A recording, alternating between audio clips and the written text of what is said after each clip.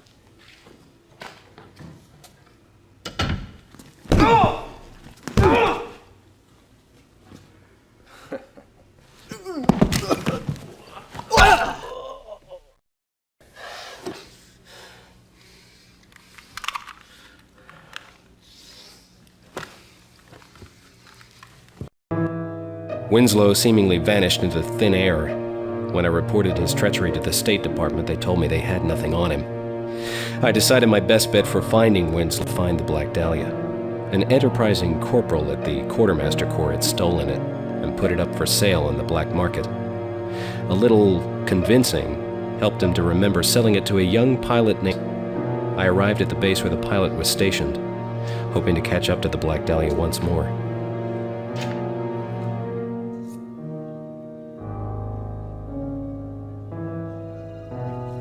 Smoke? Thanks, Mac.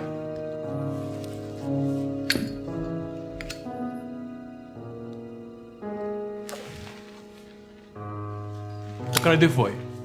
Looking for a pilot named Collins. You're too late. What do you mean? He shipped home? No, Mac. He went down a few days ago. Damnedest thing. Best pilot in the squadron. 22 kills during the war, and he doesn't get so much as a scratch. Now his plane goes down during routine maneuvers. Mechanical failure, they think. His chute didn't work neither. Damn queer, if you ask me.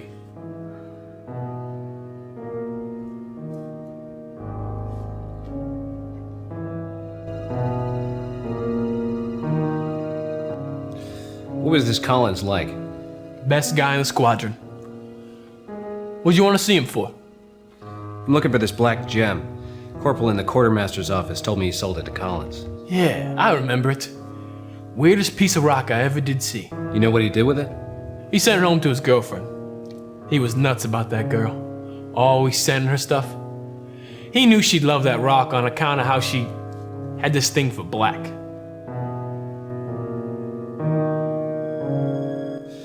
Is Bunker around here? Yeah. You're standing next to it. Mind if I have a look in his locker? Be my guest. Ain't much in there.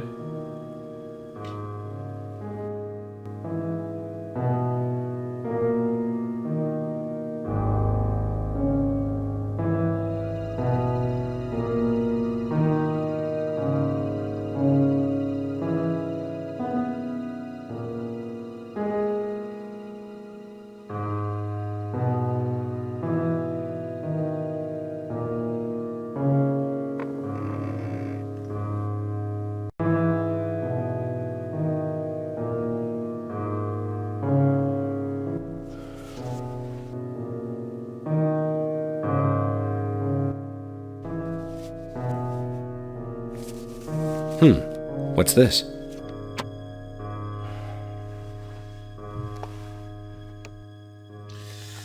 This letter from his girl? From Lizzie? Yeah, that's her. They was always writing to each other. She's a looker. She live in LA? Yeah, Mac. You ain't kidding about her being a looker. Real hot stuff, that one. You thinking of looking her up once you ship back to the States? Yeah, I just might do that. You, mind if I keep the photo? Sure, whatever you want. Doesn't take long for the vultures now that Maddie's out of the way. How's that? Lizzie's a popular girl all of a sudden. You ain't the first guy to come around. There was another fellow in here yesterday. He was a blonde guy. Real arrogant snob. Called me Sport. He wanted a picture too.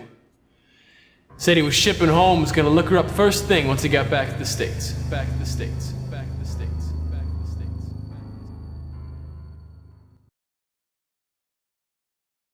I left Europe and caught the first train out of New York. I was headed to Los Angeles and a girl named Elizabeth Short, hoping Winslow hadn't got to her first. I knew if he found her and the Black Dahlia, it wouldn't be pretty. It would take me several days to reach LA, and Winslow already had a head start. There was nothing I could do but sit and wait and fear for the life of a girl I'd never met, who couldn't even begin to suspect a killer was headed her way.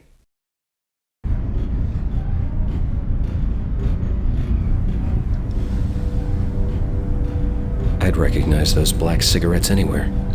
Winslow's been here.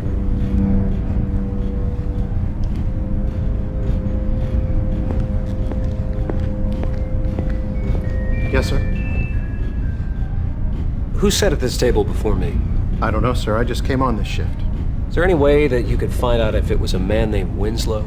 I'm pretty busy, sir. They got me covering 2 stations. Come on. Be a pal. Winslow's an old army buddy of mine. Army, huh? I was with the Marines myself. All right. I'll go check the charts.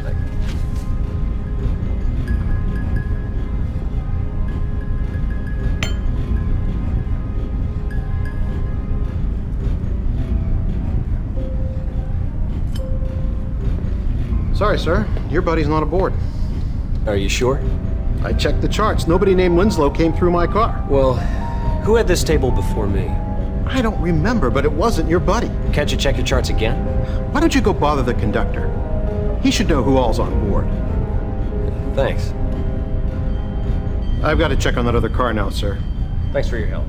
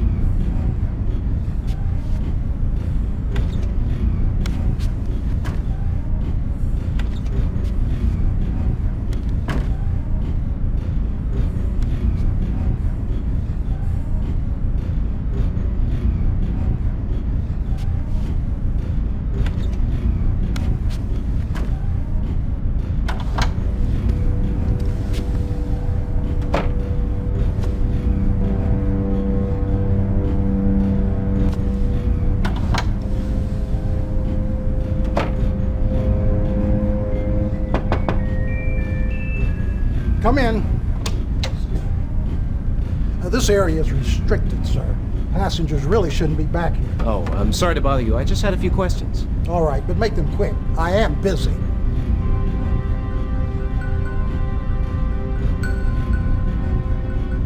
I've got an old buddy of mine on board. I was hoping you might be able to tell me his room assignment. You don't say.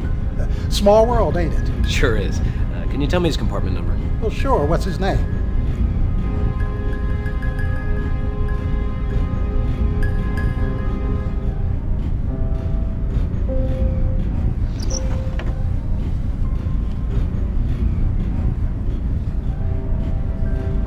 I'm sorry, but Mr. Collins left specific instructions not to be disturbed by anyone. I'm afraid I can't give you his room assignment. Come on, be a pal. I haven't seen him since we marched into Berlin together. I'm sorry, friend, but I can't do it. It's railroad policy.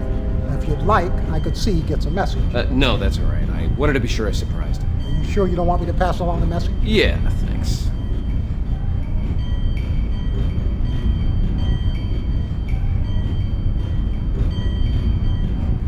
Can you tell me my friend's room assignment? Sure. What's his name?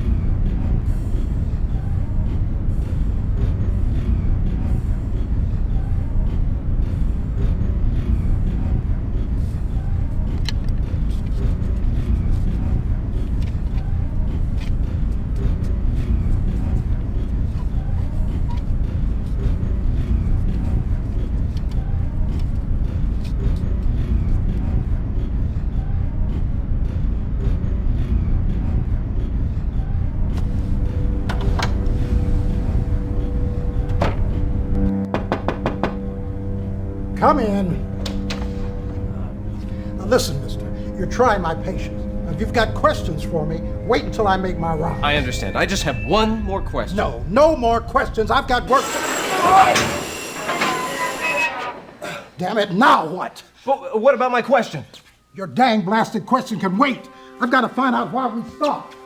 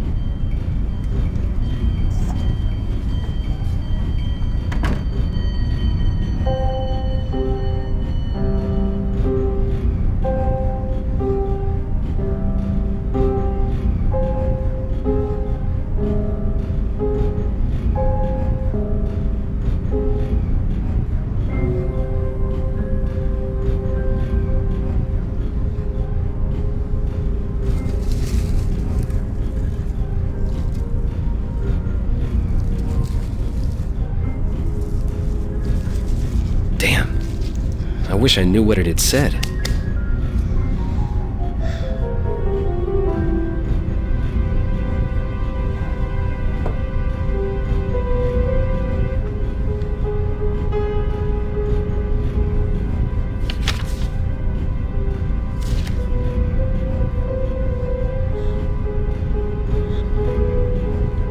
That ink. It must be drugged.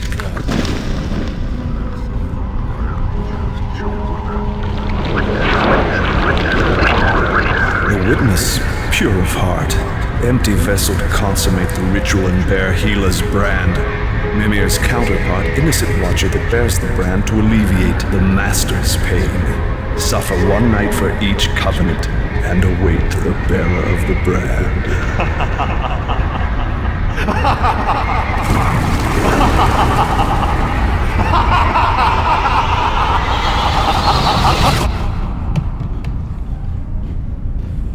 Excuse me, I think there's been some kind of mistake here. Oh. Where am I? I believe you're in my sleeping compartment. Oh, my head. Oh, wait a minute. What do you mean you're a sleeper? This is my sleeper. I just boarded and I find you passed out in my bed? Where's Winslow? Who? Collins. Wait a minute. You just boarded, you say? Where are we? Chicago. Chicago. I must have been out for hours. You should learn to handle your liquor better. I wasn't drinking. I was drugged.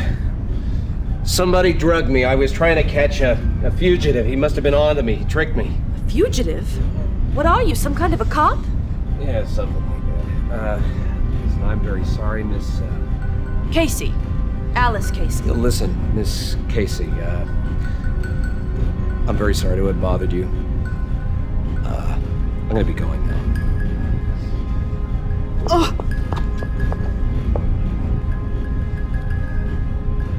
It's very nice running with you. Oh! Why, of all the lousy...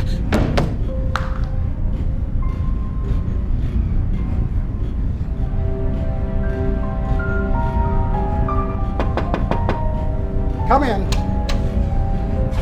Look, there's a reason this area is off limits, you know. Can't this wait until I make my rounds? I hate to keep bothering you like this, but, well, I had a couple of more questions. All right already, but make it snappy. Excuse me, I was wondering if you knew what happened to my friend, Mr. Collins. Your friend got off in Chicago, transferred to the Express. The Express? Yeah, there's an express out of Chicago. It gets to LA about 20 hours ahead of us. Your friend was in a real hurry. Didn't even have time to switch his baggage. He left his baggage behind? Yeah. Oh, okay, well, thanks. Sure, mister. Sorry you missed your friend.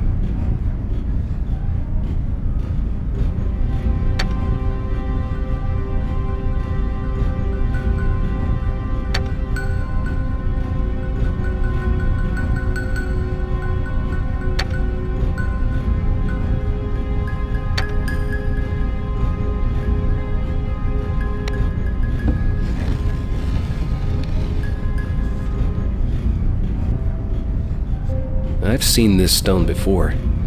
It's the same type as the one they used for Landolf's sarcophagus in those weird crypts. I better make sure that Winslow doesn't get this stone.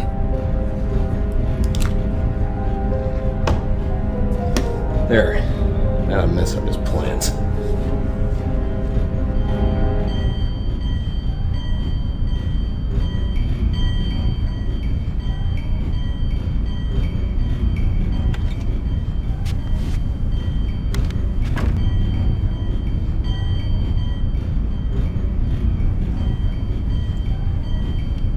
Mind if I have a seat? It's a free country.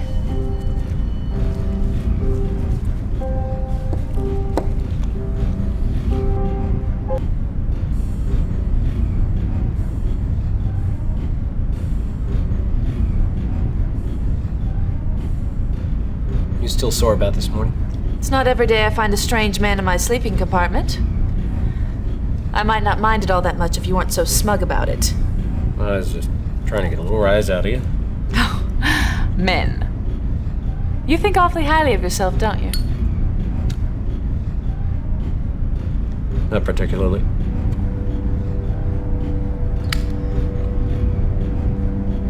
What do you think about me? I don't think much of you at all. I don't think I introduced myself properly.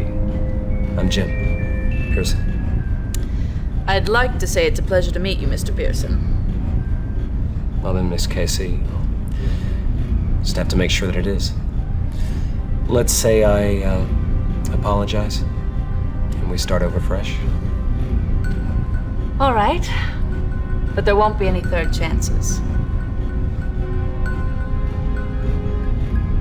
So you really didn't see the man who had the sleeping compartment before you? No, I didn't.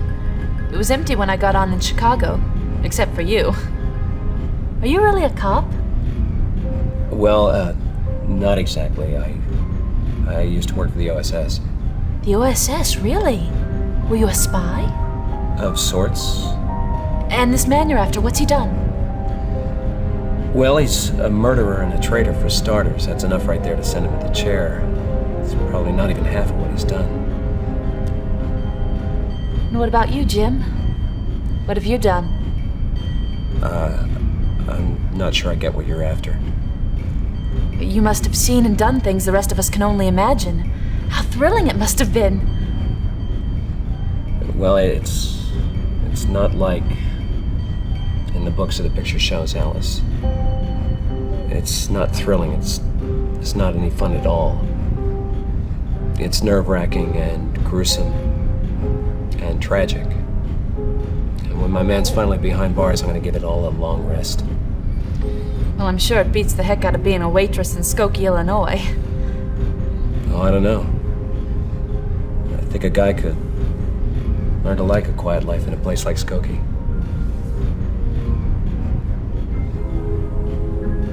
So where are you headed? Los Angeles. You don't say. I'd headed to Los Angeles myself. You too. Well, what do you know? Here I haven't even so much as set foot in Los Angeles, and already I've made a new friend. So what's out there for you? Why, Hollywood, of course. I'm going to be a movie star. Well, blondes are a dime a dozen out there, I hear. You said you'd play nice. Oh, I know how to play nice. That's just that teasing's more fun. Why, if a girl knew you any better, Mr. Pearson, she might think you were flirting with her. Well, if a girl knew me any better, Miss Casey, she might know it.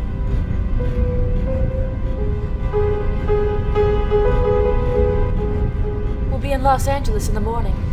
What will you do when you get there? I'll start looking for my man. You? I suppose I'll look for a place and try and find a job. You won't forget about me, will you? When you're a big star, I'll say I knew you went. Now you know that's not what I meant. When all this nastiness is over and done with, I'll be sure to look you up. I promise. In the meanwhile, I've got to try to get some sleep. Good night, Jim. And good luck with your search. Thanks. Good night, Alice. Jim, Yes? don't forget your promise. Don't worry, Alice. A guy's not very likely to forget a pretty girl like you.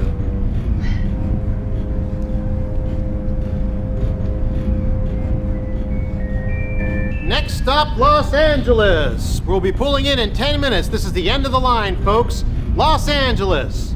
Next stop, Los Angeles. We're pulling in 10 minutes. I left Alice with a quick goodbye. I had it like finding a killer, and finding Elizabeth Short before it was too late. I checked into a hotel across the street from Union Station and unpacked my things. The first thing I needed to do was call the police. They might be able to help me.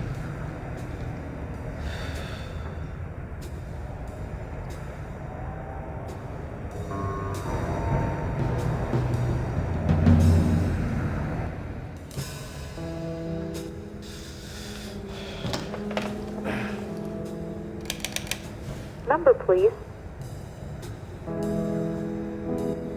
Give me the police department. One moment, please, while I connect you. LAPD. I need to speak to a detective, please. What's your concern? I have reason to believe a young woman's life is in jeopardy. Oh, yeah? From who? It's sort of a long story. Listen, buddy, we don't have any time for cranks. Sir, this is not a crank. The woman's name is Elizabeth Short. A man named Winslow is after her. Last I heard, he was using the alias Collins. I think he's already killed her boyfriend. All right, pal. You've got my attention. What's the boyfriend's name again? It really is a long story. Can't I explain it all to you at the station house? Okay, the guy you need to talk to is Detective Maxwell, but he's on his way out the door right now. Can you meet him someplace? Okay. How about Gabe's Diner? It's right across the street. The Greasy Spoon across from Union Station. Yeah, that's the one. He'll meet you there in 15 minutes. Number, please.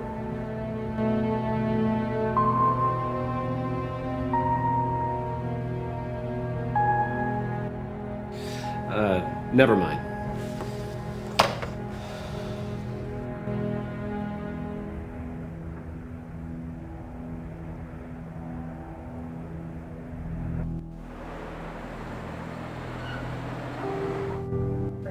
Been able to clean it too much. But this is her room. Yes, this is where she stayed until a few weeks ago. But I had to evict the poor thing. Rent in arrears for months. And she started to mooch off the other girls. Lizzie was a dear thing, but I wouldn't trust her as far as I could throw her. And at my age, that wouldn't be very far. I see. Well, thank you, Mrs. Underhill. You've been a big help. Not a thing, dear boy, not a thing at all. If I can help you, just say the word.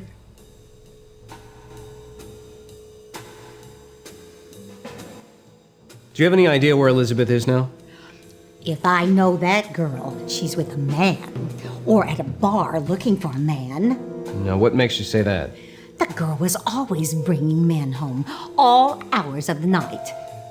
I don't like to speak ill of those not present, but between you and me, the girl was a lush and a tramp. She was upsetting the other girls with her behavior. That's why I had to kick her out. Do you know if Elizabeth received any packages from Europe? Only every day until her beau passed on. Shame what happened to him. It certainly was. I remember the day that telegram arrived like it was yesterday. Poor thing went into shock. Hasn't worn a stitch of clothing that wasn't black ever since. Started touching the bottle, too. And I don't approve of that at all. No siree. Then she started bringing the menfolk into the house. And that was the last straw. I had to get rid of her, the poor thing. Do you recall her receiving anything unusual? Well, oh, there was this queer gem. It was black with strange little carvings on it. She was so proud of it, showed it off to me and every girl in the house. Personally, that stone gave me the creeps.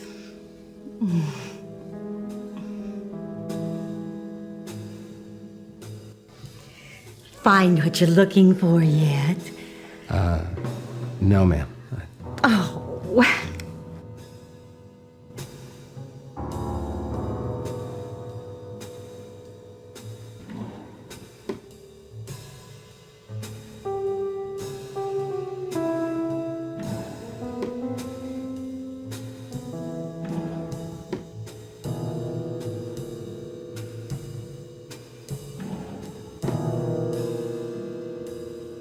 Wonder if this place is where...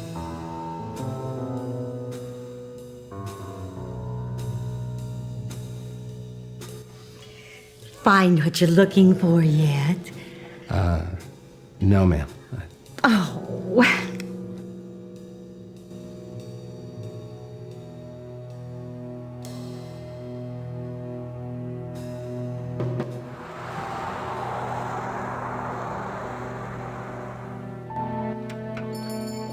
Gabe, where's that sandwich? I'm making them as fast as I can, Gracie. Excuse me, Detective Maxwell? Yeah. Have a seat. I'm Jim Pearson. This better be worth my time. Oh, it is, Detective. Don't worry about that. I'm trying to find a woman named Elizabeth Short. I believe she's in danger. That's what you said over the phone. What's the trouble? Well, it all starts over in Europe. Her fiancé, a pilot named Matt Collins, bought a contraband item on the black market. It was lifted from a stash of Nazi art treasures. What kind of contraband item? A gem. They call it the Black Dahlia. Uh-huh. So what happens to this black, whatchamacallit? Dahlia. Well, just before Collins is due to ship home, his plane crashes under very suspicious circumstances.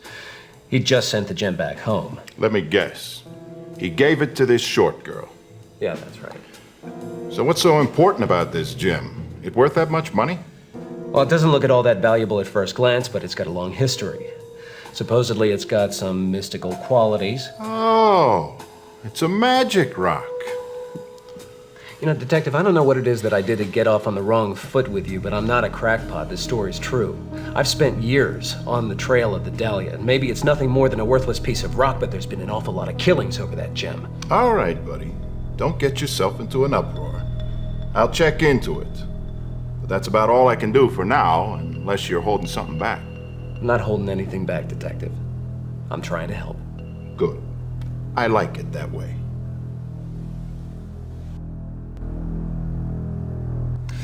I believe a man named Winslow is in Los Angeles. He's a dangerous criminal. Who's this Winslow? I never heard of him. He's a spy. Used to work as a political liaison for the FBI. He served in Europe during the war, and I crossed paths with him when I used to work for the OSS. Say, a secret agent. We don't get many of the X9 types around here. You can check with the State Department if you don't believe me. Don't think that I won't. All right. Fair enough. I just recently discovered that Winslow was a former SS agent.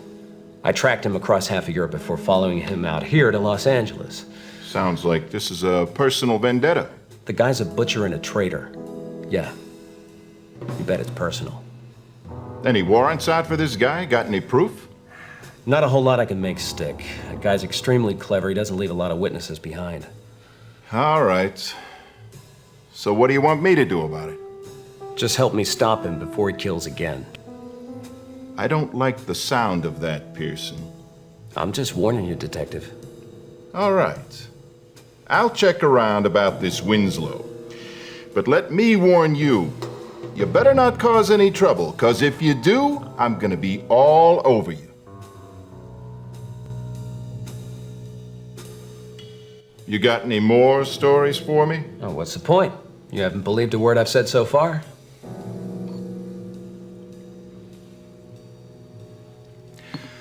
I'll check into this, Pearson. Just on the chance that there's something behind that cockamamie story of yours. But unless you got some cold hard facts from me, don't be bothering me anymore. All right, Detective. That's the way you want to play it, that's fine by me. If anything happens, though, well, I hope you don't have any trouble sleeping at night. If anything happens, I'll have your sorry ass behind bars. But don't worry about me. I'll still sleep just like a baby.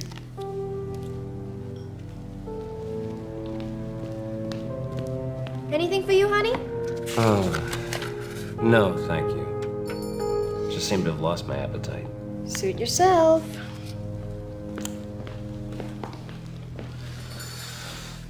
Jim! Oh, hello there. What's the matter? Aren't you happy to see me? No, it's not that. I just had a meeting with the detective from the LAPD about the matter I was investigating. Didn't go very well. I'm sorry to hear that. Yeah, but what brings you in here? Oh, I'm trying to find a job. Just something temporary until I get my big break, that is. You all settled in? Why, yes, I've taken a room at the Sunset Arms Hotel. No kidding. That's where I'm staying. Well, it's a small world. I'll have to stop by and say hello now that we're neighbors. Sure, Alice. That'd be swell. Listen, I've got to run, but you be sure to stop by anytime you like. Say hello. I'm in room 217. That detective wasn't very helpful? No, I don't think he'd believe me. Listen, I'd love to stay and chat, but really should be getting back to work. All right. When I stop by, you can tell me all about it. You bet. Bye, Alice. See you around, Jim.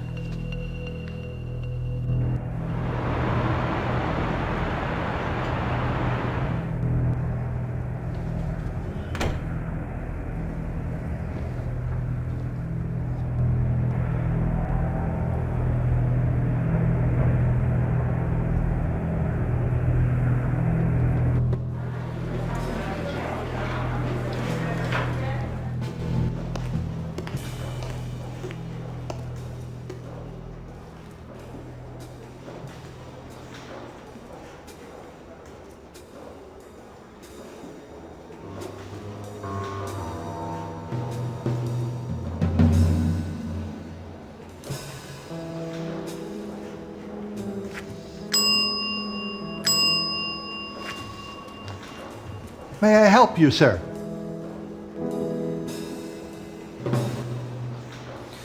Does all train cargo come through here? It certainly does, sir. Could you tell me if a package came through on today's train from New York? That would be the province of the receiving clerk, sir. What is it exactly you do here? We ship, sir. Thank you. Come again.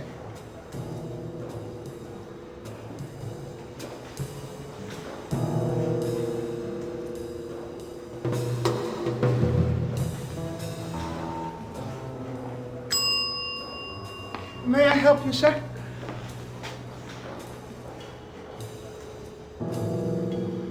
Can you tell me if a package was received here on today's train in from New York? Certainly, sir. Your receipt, please. What?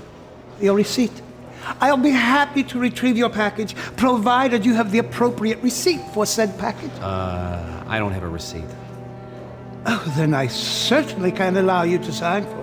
Regulation number 50073 provides that no cargo... But I don't want to sign for it. I'm afraid I don't quite understand, sir. What is it you wish to do? To see if a package has arrived. Well, how can I possibly see if it's arrived if you don't have the appropriate receipt for said cargo? Well, how do I get a receipt? The shipping clerk at the point of departure should provide the appropriate receipt for all packages received at this point of destination. Oh, perhaps your clerk was a bit negligent? Well, Form 20200 provides a forum for customer dissatisfaction. Forget it, pal. Oh, as you wish, sir. Thank you, sir. Come again.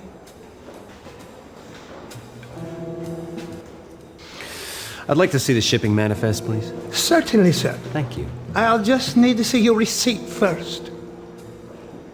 I need a receipt to see the shipping manifest? Oh, certainly not, sir. You need a receipt to receive your baggage. Regulation number 50072 provides that under no circumstances shall any person... Look, I don't have any baggage. Then why would you possibly need to see the shipping manifest? Thank you, sir. Come again.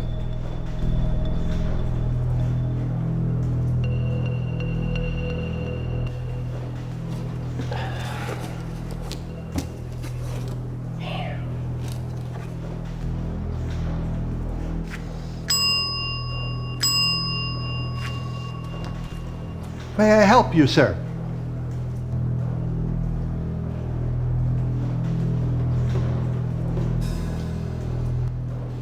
I'd like to ship something. Very well, sir. What is it you would like to ship? Very well, sir. Will that be standard or express? I don't care. What difference does it make? Well, express gets there faster, but at a somewhat greater expense.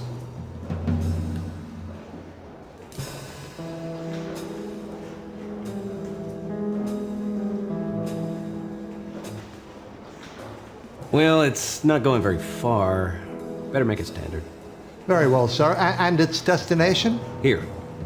Here? Here. Can't you hear? Very well, sir. That will be 50 cents.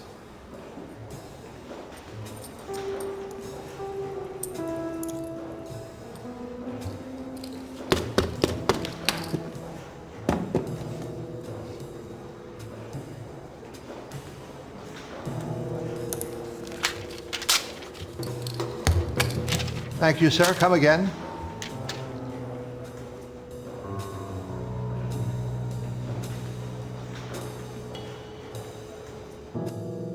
I was surprised that someone as reportedly down and out as Elizabeth Short could afford to stay at a place as classy as the Biltmore. When I saw the neighborhood, I knew that this wasn't the world-famous Biltmore Hotel, just a second-rate imitation meant to attract suckers. What can I get you? Nothing right now. Maybe later. Suit yourself.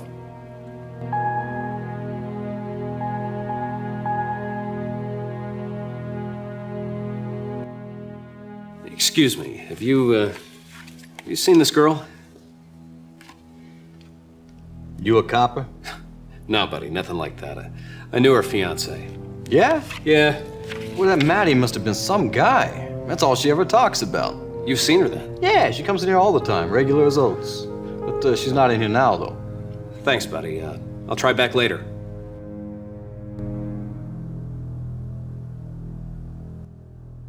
She hasn't been in here yet. Thanks, buddy.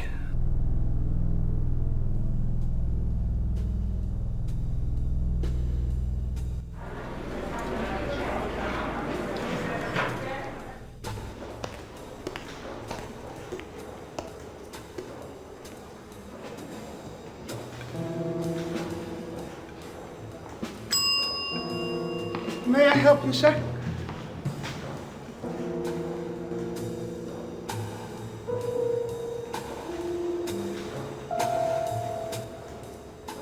I'm expecting a package. Do you have a receipt? Yes, I do. Very well, sir. I'll retrieve your package immediately. I am so sorry, sir. This package is not due to arrive until later. What are you talking about? I just shipped it. Precisely, sir. The package must travel through the system. In accordance with regulation number 10052, parcels received and or shipped... But I just shipped it from here. The package is right over there. As it clearly states on the receipt for said package, you must please allow 2 to 3 weeks for standard delivery. 2 to 3 weeks?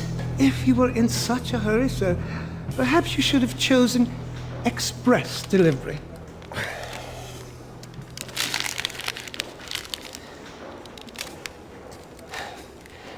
Can't you just walk over there and get it? Certainly not, sir. Regulation number 42609 provides that no employee of the rail yard service... Forget it. As you wish, sir. Thank you, sir. Come again.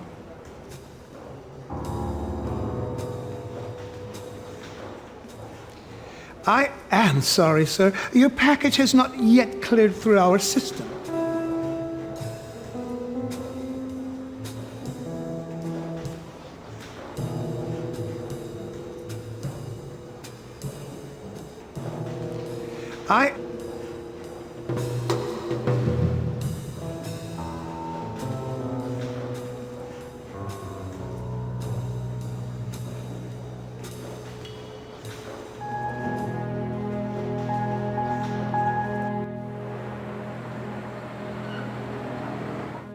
These stairs are gonna be the death of me yet. Well, here it is, the poor girl's room. Thank you, Mrs. Underhill.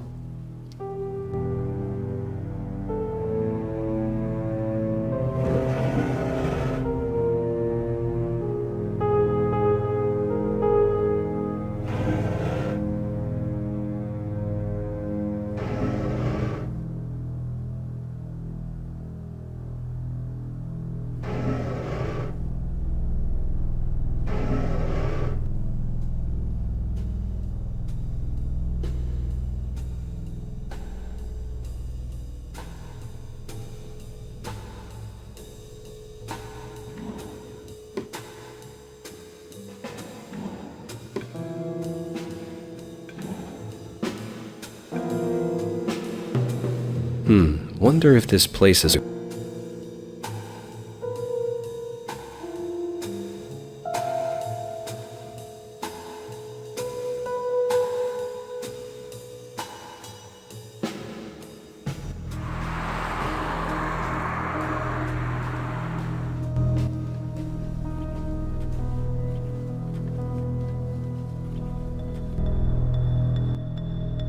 She hasn't been in here yet. Thanks, buddy.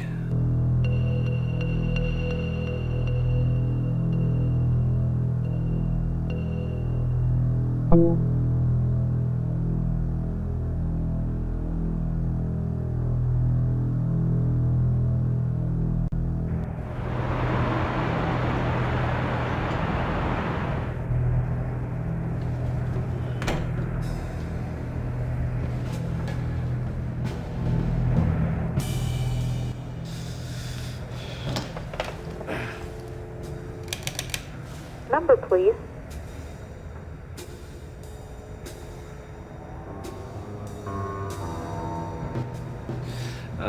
Never mind.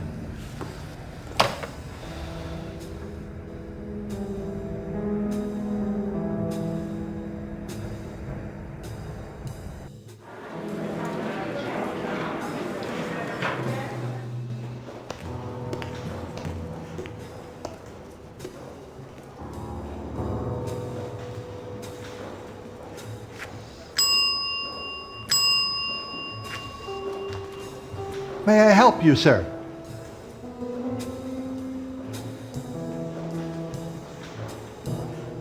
Have you shipped my package yet? It is in the system, sir. Do you have any idea when I can pick it up? That would be the province of the receiving clerk, sir.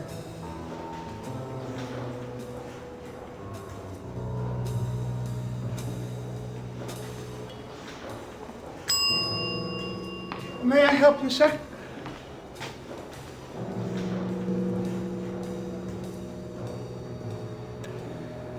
I'm expecting a package. Do you have a receipt? Yes, I do. Very well then. I'll retrieve your package immediately.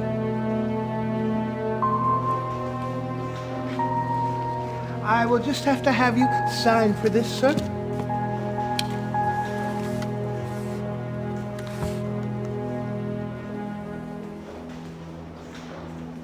Let's see who signed for Winslow's crate.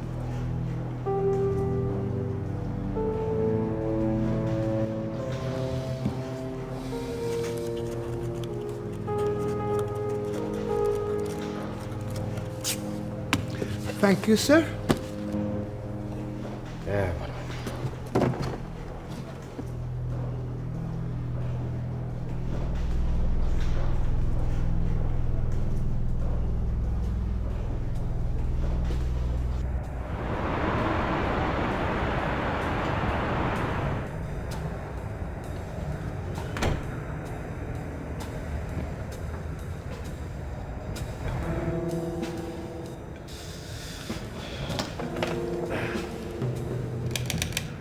Number, please. Do you have a listing for ABC Moving Company? One moment, please. ABC Moving. When you want something moved, it's as simple as ABC. This is Amy speaking. Yeah, I need to check on a cargo your office shipped. I'm sorry, sir. You need to speak to Steve about that. He's not in right now. Is there someone else I can speak to? It's somewhat urgent. I'm sorry, sir. Everyone's gone home for the weekend. I was just about to lock up myself. Perhaps you could try again on Monday. All right. Thanks anyway.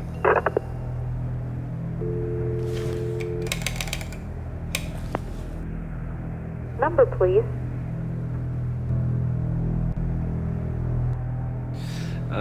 Never mind.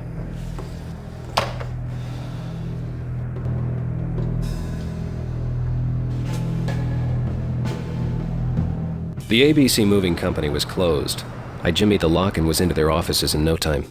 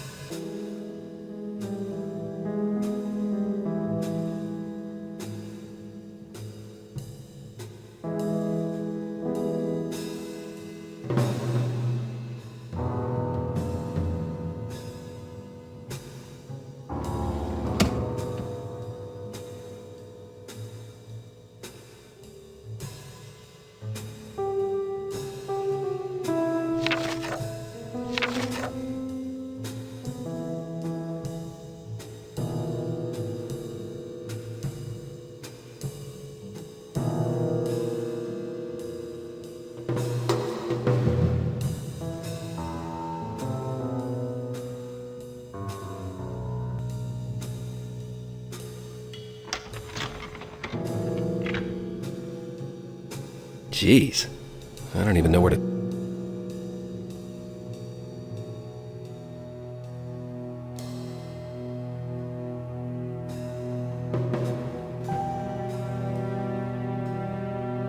Ah, there's the file I...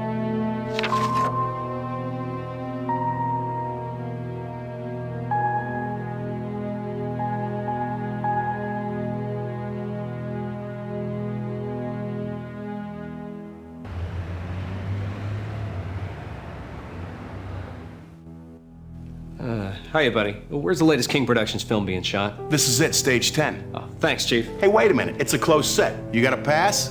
I need to speak to Mr. King. Yeah, you and every other schlep in town. Now, unless you got a pass, take a hike.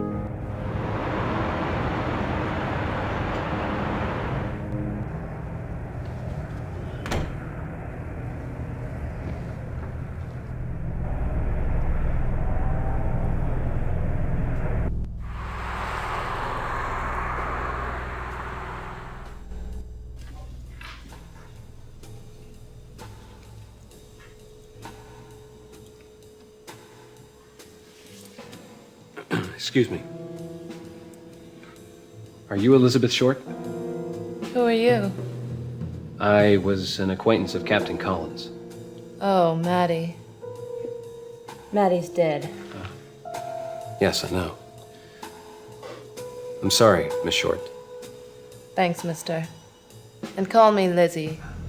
Sure, Lizzie. My name's Jim. Did you know Maddie very well? Not as well as I would have liked. Everybody makes him out to be a real hero. My Maddie, the war hero. Were you a hero, Jim? Oh, I don't know. More than anybody else? Well, how about the hero buys a girl a drink? Sure, Lizzie. I got one bourbon and, what do you have? Gin. Gin and gin for the lady.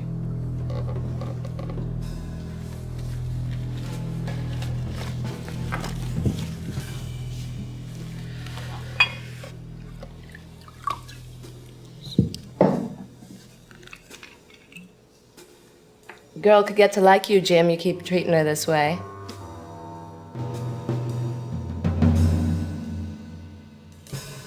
Did Matt send you a black gem when he was stationed in Europe? Matt sent me a lot of things.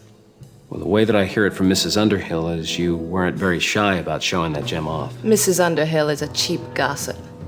Did he send you a gem? Yeah, he sent it. He knew how to treat a girl like a real lady. You know how to treat a girl like a real lady, Jim? Well, I guess it all depends on which girls you talk to. Can I see the gem Matt sent you? It's someplace safe. Can you take me there?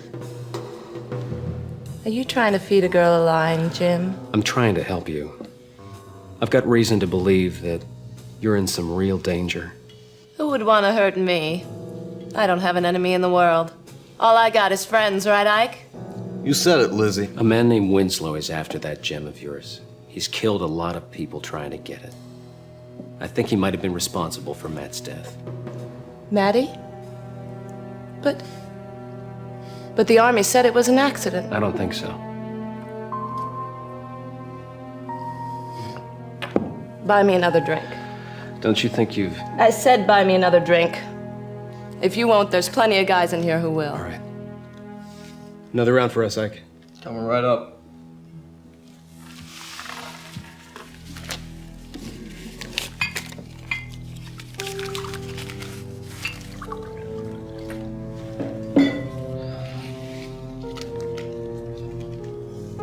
This won't help, Lizzie. It helps just fine. Hey, come on, let's get out of here. What for? I don't like it here. Let's go someplace where we can talk in private about Matt and that gem he sent you. Maddie? Maddie's dead. What more is there to talk about? I'm sorry, Lizzie. I'm just trying to help. You're too late. Now go away. You're giving me the blues. It's never too late. All right, how about tomorrow?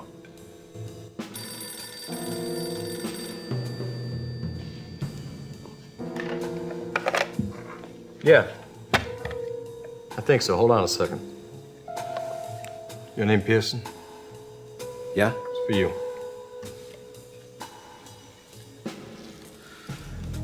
Hello? Pearson, this is Sergeant Ramsey, LAPD. Detective Maxwell needs to see you. I'm kind of busy right now, Detective. Can I wait till tomorrow? Say, how did you know... We found a body. It's been cut up pretty bad. You still there, Pearson? Yeah, I'm still here. I'll be right down to the station house. We're at Manhattan Beach. Manhattan Beach? I'm at the crime scene next to the marina. Hurry your ass over here. I'll be right there. I've got to go, Lizzie. Meet me here tomorrow afternoon. I'll buy you lunch. All right, Jim, I'll meet you. Maybe you ain't so bad after all. Oh, I don't know. Maybe I'm worse. You'll just have to get to know me. Story of my life. Every guy I meet seems to turn out to be a louse. I'll see you tomorrow then. Don't forget. Tomorrow. I'll see you tomorrow.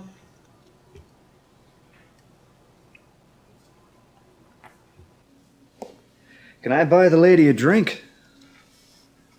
Mister, you just said the magic words. There was no crime scene at Manhattan Beach. On Detective Maxwell at the station house, I knew something was wrong. Dead wrong. I didn't mention Elizabeth Short, but I did tell him about my call. He looked at me like I was crazy. He hadn't called. The Biltmore was closed, and I had no leads on where Elizabeth Short might be, so I sat, and I waited, and I worried. She never showed for lunch. I had no proof, but I knew Winslow was involved in all this. And I didn't like that thought. I didn't like it at all.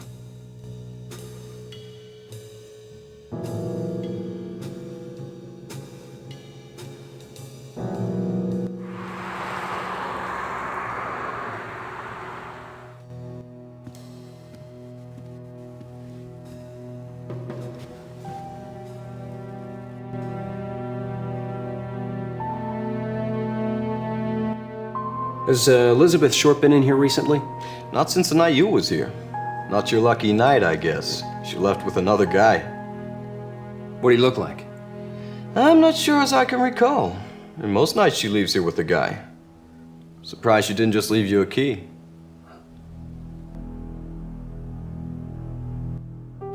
Key to what? Are you naive or are you just stupid? Maybe both. So humor me. What kind of keys do women leave for guys in hotel bars?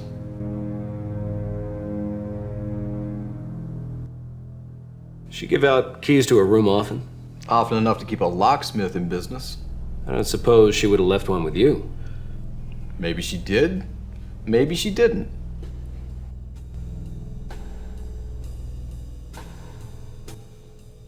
Can you get me into her room? Could be. What's in it for me?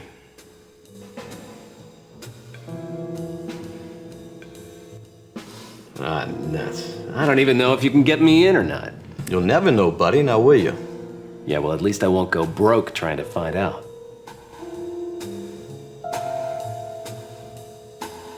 Are there any spare keys to Elizabeth's room? Maybe she left one with me. But I'm not running a charity here. What's in it for me?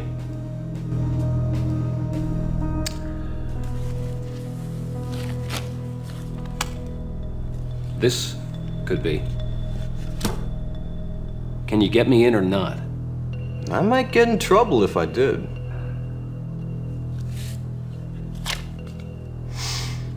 Oh, that's nice. I can't get you in right now. Come back later. I'll see if I can't find a spare key for you.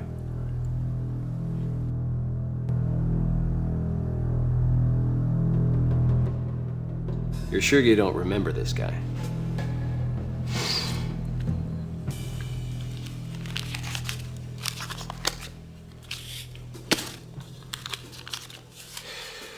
I don't know.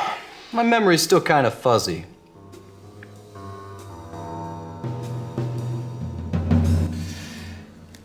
Your memory is gonna make me broke.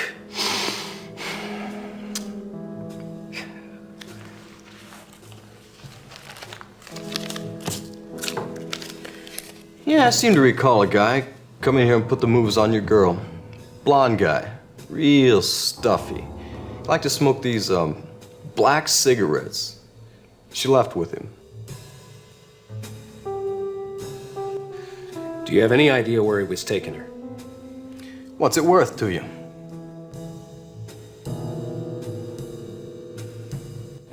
Sorry, pal. Bank's empty. The well's run dry, huh? Well, I guess I can't say as I remember where he was taking her.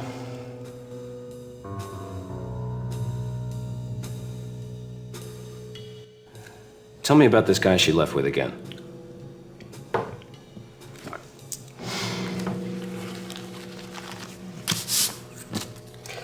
You all right? He was a blonde guy. Real stuffed shirt, liked to smoke these black cigarettes. She left with him.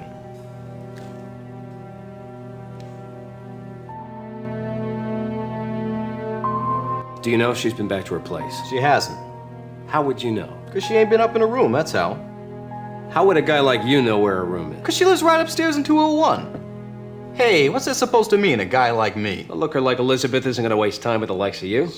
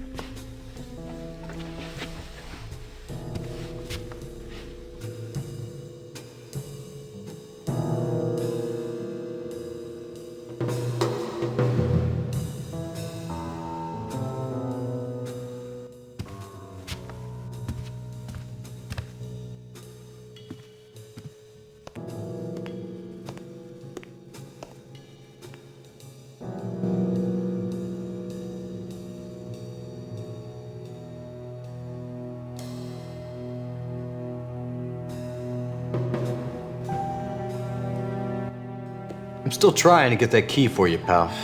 Check back later. All right. Tell me about this guy she left with again. Forget it, pal.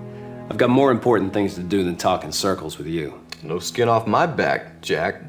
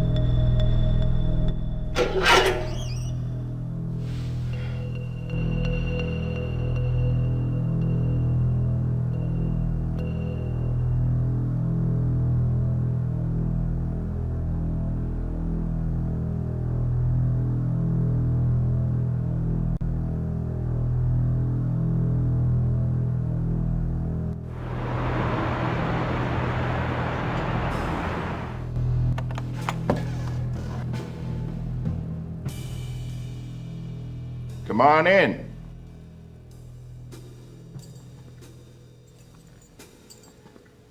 Afternoon, Detective. Who's your friend? That's Detective Vernon. Where have you been since last night? Cruising Beverly Hills? I thought I might settle down out there, you know. Maybe break into pictures. You ain't been to see your girlfriend yet? The one you was telling me all about over lunch? You mean Elizabeth Short? Oh, shucks, John. He's got so many girlfriends, he's not even sure which one we're talking about.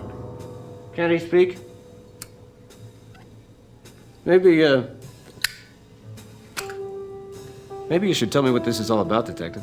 Just tell us where you went after you left the station house last night. Say, he does speak. You train him yourself? Cut the wisecracks, Pearson, and answer the question. I'm not answering anything until you tell me why you're playing hardball with me, Detective. It's about the Short girl. We found her this morning in an abandoned lot. She'd been cut in two.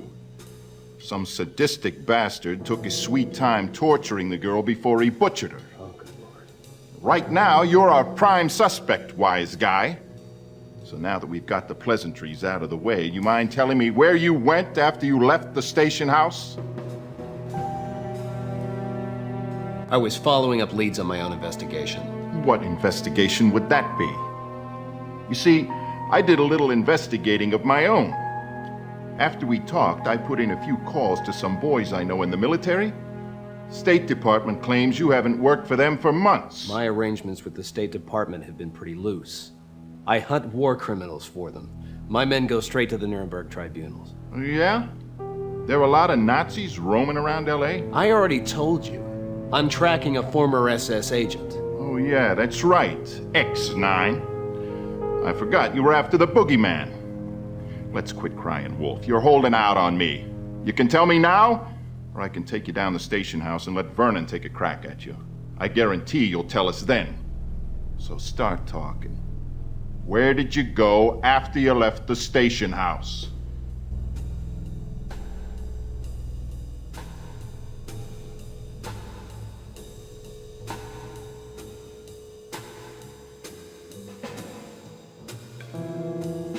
Listen, you've got the wrong man.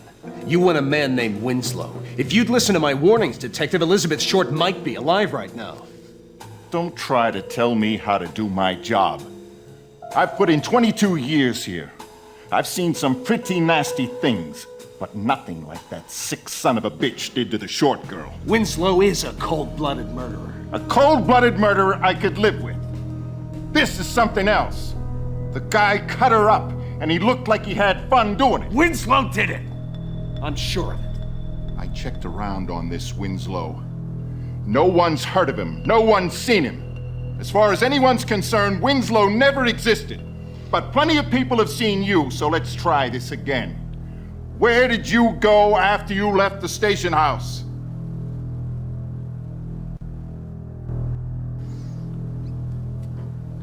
I was doing your job.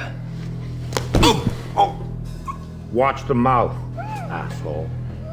One more time, Pearson. Then I let Vernon tap dance all over your face. Where were you last night? He was with me, Detective.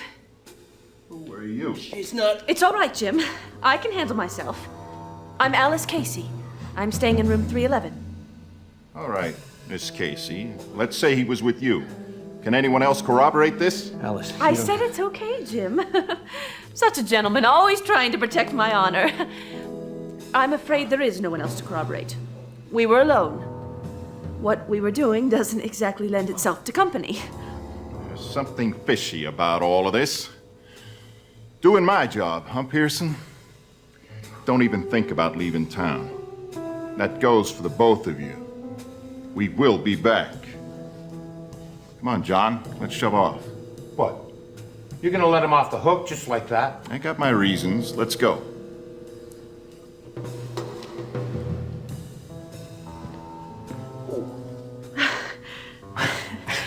Did I do all right, Jim? Alice, you were amazing. That was some damn fine acting. I think Mr. Goldman ought to be begging to put you in his picture. I did do all right, didn't I? You were great. Why did you protect me? It's not going to give you anything but grief. I couldn't just stand by and do nothing while they beat you. I just knew you could never have done what they think you've done. But I'm sure you know who did, and you've got to catch him. If only it were that easy. Winslow's as clever as he is ruthless. He'll be a difficult man to track down. Won't you please tell me about it? Maybe I can help somehow. This isn't play acting. You can't do this alone, Jim. It's far too great a job for one man. Let me help you. It's too dangerous. I could never let you get in harm's way. Well, maybe I can help in some other way. I could set up interviews. I could make phone calls. I know I'm new at this, but maybe I can think of some new leads. Two heads are better than one. I must be going crazy. Does that mean I can help? All right, you can help. You won't regret this.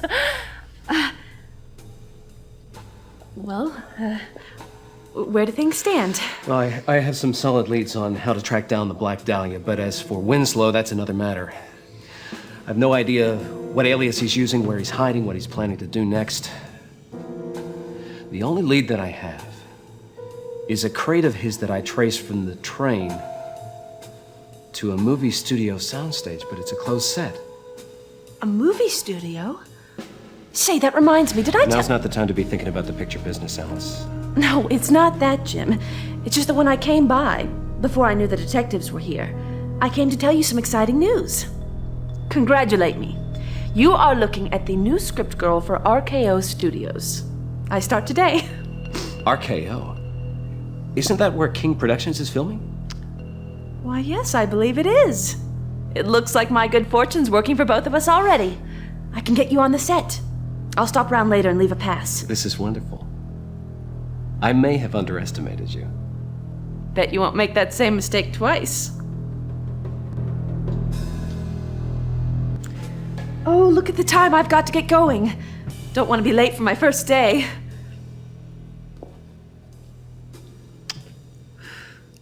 See you later, Jim.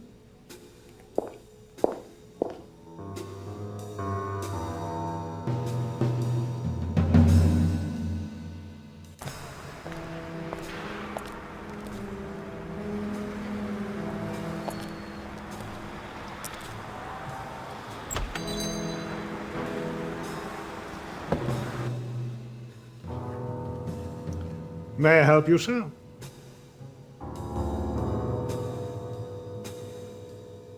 Do you recall buying a somewhat unusual black gem? It would have had some strange markings carved into the surface and would have been sold to you by a dark-haired woman, very pretty, face that's hard to forget? Yes, sir. The young lady was remarkable, but not half as remarkable as that gem of hers. In all my years in the antique and curio trade, I have never seen an artifact such as that. Well, I'd like to buy it back. The young lady has had a change of heart. It was a gift from her late fiancé. Oh my, how awful. I'm afraid I can't sell it to you, sir. I'm willing to pay top dollar. No, it's not that. It's not that at all. I can't sell it to you because I don't have it. I sold it to another gentleman this very morning.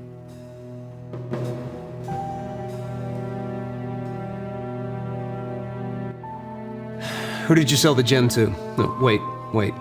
Let me guess. Blonde guy smokes black Turkish cigarettes? Yes, that's a gentleman, all right. A friend of yours? No, not a friend. Ah, a rival then. Yeah, something like that. Listen, it is very important that I find this gem. Do you have any idea where I might be able to find this man? Did he say anything at all about where he might be staying? I'm afraid not, sir. He paid cash for the gem. Paid very handsomely for it. He did give me another item in trade as well. It would have been very valuable had it not been damaged. Of course, he'd had it repaired. An item? What sort of item? A rather unusual gentleman's walking stick. Walking stick? You mean a cane? Yes, sir. A very finely crafted cane, with a strange frontispiece. The top half had been replaced. The repairs had been very well done, but in the antiques market, the damage had already been done. Yes, it would have been very valuable indeed had it not been flawed. Can you show me this cane? Certainly, sir.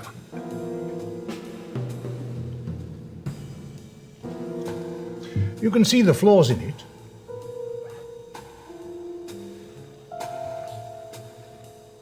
Eisenstadt's cane. Oh, you know the item. I'd begun some preliminary research, but I'd been unable to learn its history. Eisenstadt was a man that I knew back in Cleveland. He was the cane's previous owner. Who owned it before him, I couldn't even begin to tell you. Yes, of course. It looks as if it's quite old. How much do you want for it? Well, I don't normally put things out to market until I've completed the research. For you, sir, I'll make an exception. $100. I thought you said it wasn't valuable. Oh, no, sir. $100 is a mere fraction of the price it would fetch if it were in pristine condition. That's about all the money I've got. All right.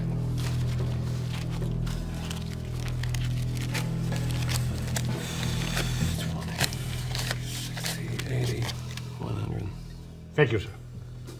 Thank you very much.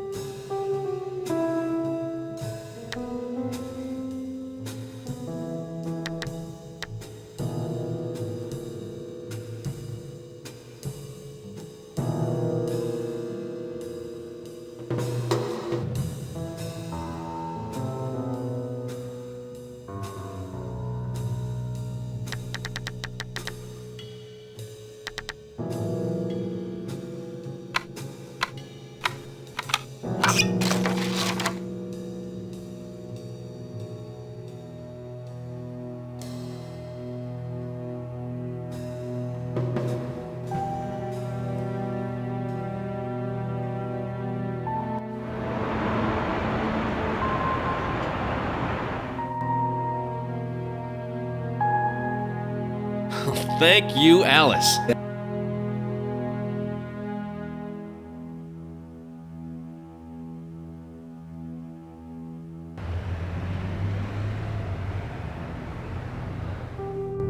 The past that Alice left for me worked like a charm. With it in hand, even that gorilla at the door couldn't keep me off the set. Roll the camera. Action. Oh, please, Dr. Zorbo, spare his life. I'll do anything you want. Anything. I beg you, please, to spare my Harry. Cut! Cut! Cut! What was that? What's happened here? Sir, the lights burned out again. I tried to requisition them, but Mr. King hasn't been around to sign off on them. Where's Al? He should be here. You call that begging? My dog begs better than that. Sir, Al's at home sick again. Again? Doesn't he realize my film is being ruined here? It's being sabotaged by incompetence. I can't take any more of this. Send everyone home. That's a wrap. We'll try again tomorrow. Sir, don't you want to try just one more time? Oh, what's the use? Send everyone home.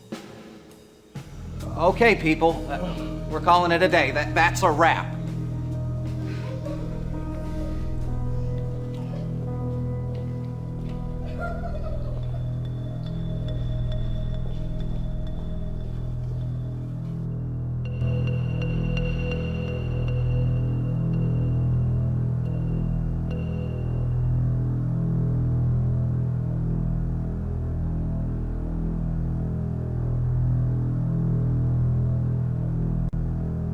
Al King, the producer, signed for this.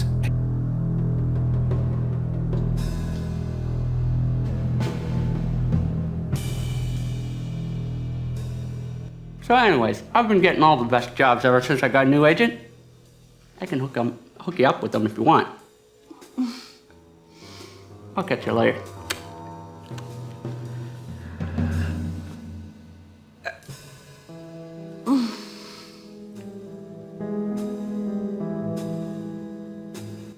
So, how's the new script girl doing? Oh, it's far busier and far less glamorous than I could have imagined. But otherwise, it's simply perfect. I'm loving every minute of it. Set seems a little chaotic here. From what I've been told, everything that could go wrong with this production has gone wrong. What's the story with the guy who's about to put a gun to his head? Who? Simon? Oh, he's under a lot of pressure to make sure this film gets done right. I've talked to the crew. He's an absolute dictator. But at least they don't blame him for the problems with the film. Who do they blame? Al King, the producer. They say he's been away from the set when the productions needed him most. I found the crate from the train with Winslow's tags on it. Al King signed for it. Could he possibly be the connection between Winslow and the studio? Oh, you don't think he could? No, he couldn't possibly be connected with your killer. Mr. King is a big, cuddly teddy bear of a man. He's the sweetest thing. If you were ever to meet him, you'd know. Yeah, I wish I could. Why isn't he on the set? He's homesick. Say, why don't you come round to the house later? What house? Mr. King's house. I'll be spending the afternoon there helping him with his work. You can meet him yourself. Then I'm sure you'll see he couldn't possibly be the type of man that would help that Winslow. You know, that sounds like it might not be a bad idea. You're sure Mr. King wouldn't mind you inviting visitors around his place? Oh, he won't even know. People come in and out of his house all the time. We can say you're there to pitch an idea. This manhunt of yours is a perfect story. I should be going. Mr. King will be expecting me soon. Stop round later. His house is the last one on Pacific Shore Road. You can't miss it. Okay, I will.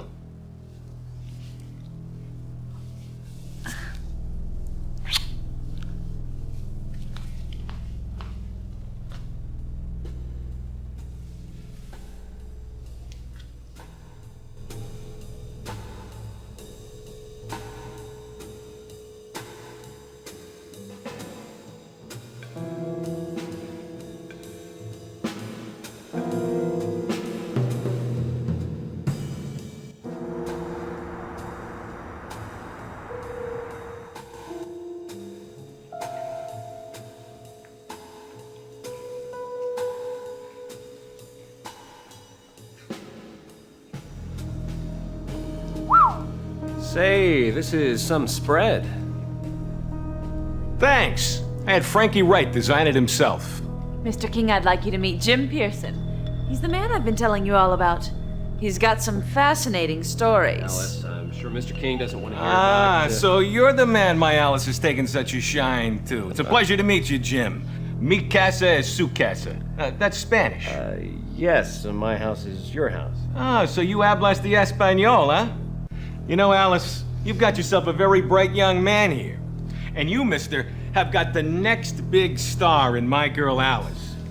She is a very talented girl. She's gonna be huge, bigger than Hepburn, bigger than Hayward. She'll be packing them in all around the country. I'm gonna see to that myself, or my name ain't Big Al King. Al, you said I was gonna be a big star. Baby cakes, the Monster Men from Planet X is gonna be your ticket to fame. Oh, what about me, Al? Girls. They don't call me the Star Maker for nothing. You're all gonna be stars. You'll be bigger than the Lemon Sisters. Come on, girls, let's soak. Don't you want to hear my story? The stories can wait, but the young ladies. In the meantime, mi casa... Hey, su casa. I got you, Mr. King. Well, he doesn't seem very sick, does he? No, I suppose not. Perhaps he's just been overworked. Yeah, like the king of the harem.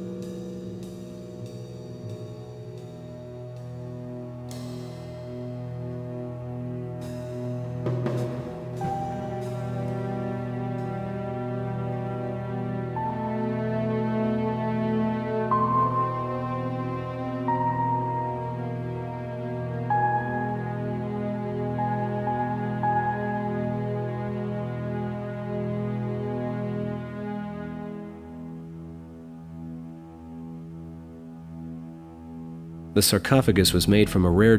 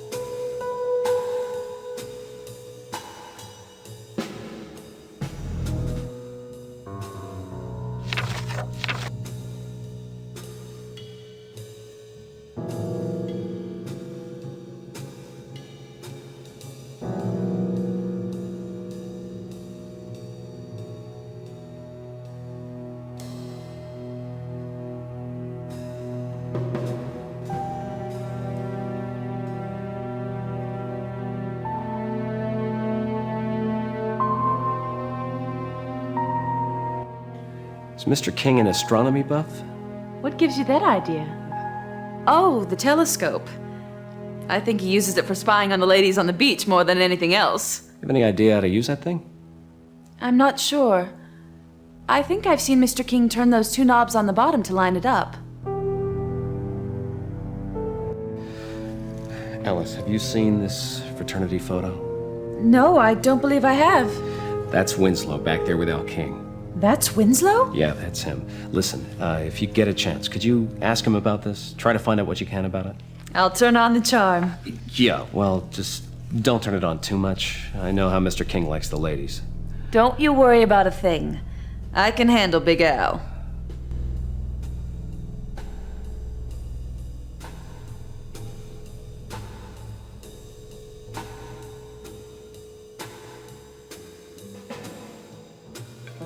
It was just too strange to be a coincidence. Winslow had to be behind this somehow.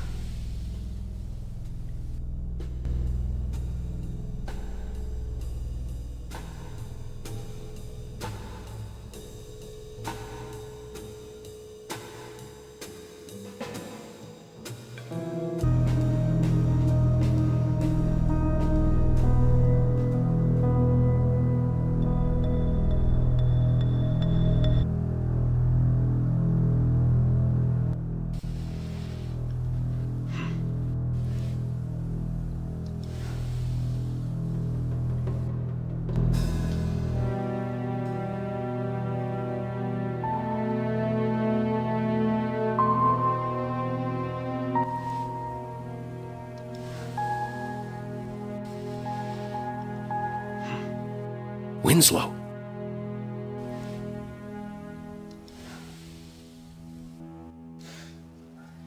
Jim, what's wrong? Alice, you've got to get out of here. Now, go back to the hotel. I can't just leave. I've still got work to do. Winslow's on to me. He knows I'm here. How could he possibly know you're here? I don't know. Maybe Al King's in thicker with him than we thought. It doesn't matter how he knows, he just does. What are you going to do? I don't know. He's playing some kind of game with me.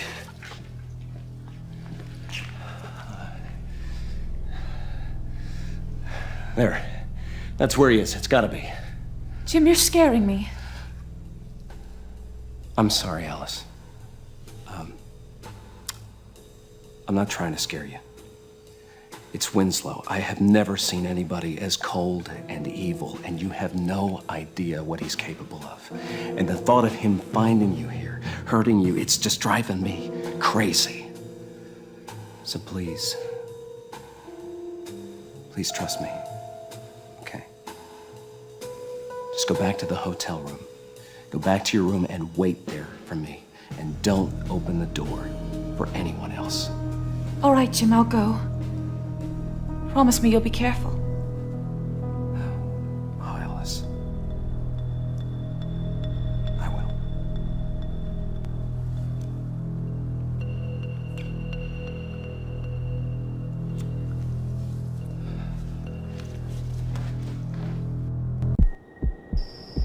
I've got to find out what Winslow's up to.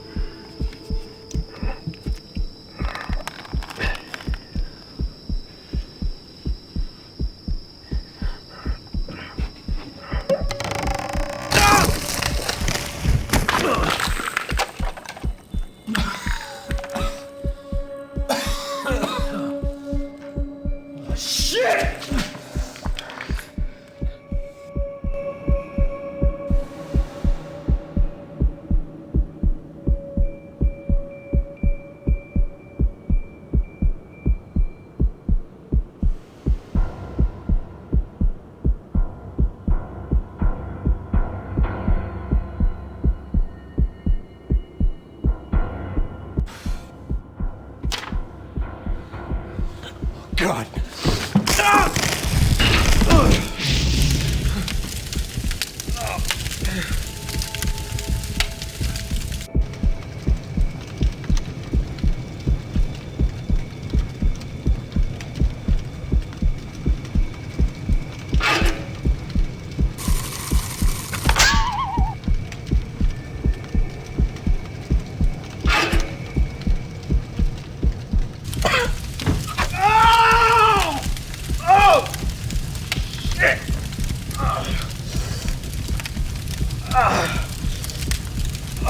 What the hell is that bastard up to?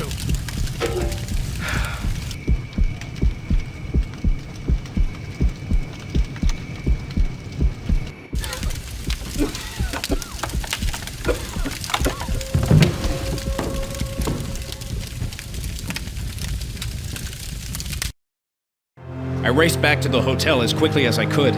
I prayed that Alice would be there.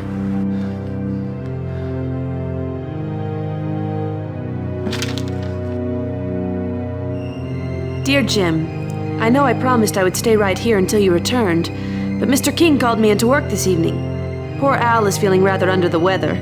I've never heard someone sound so sick. As it turns out, none of the other girls are available tonight to take care of him. So I guess the new girl gets to take her turn. I tried to back out gracefully, but Al wasn't taking no for an answer. I don't really have a say in the matter, not if I want to keep this job.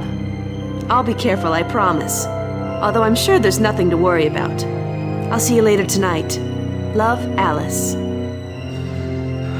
Goddamn no. Alice! Alice!